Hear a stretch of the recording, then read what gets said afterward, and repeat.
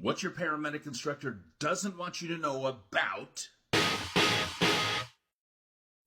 How many times in your EMR classes and your EMT classes and your paramedic classes and in all of your post-education training have you run scenarios where a person is in extremis and you're prompted to apply high flow O2 via a non-rebreather?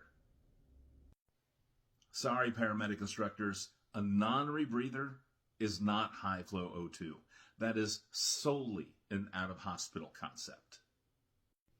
Have you ever heard that a helicopter doesn't work with the laws of aerodynamics? It actually works against the laws of aerodynamics and just overcomes them with brute force?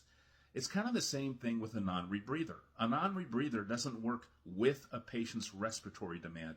It works against them. That patient could easily cause that bag to collapse and cause that mask to suction cup to their face if we didn't provide high flow to that bag. So we provide 10 to 15 or greater liters per minute to keep the bag inflated.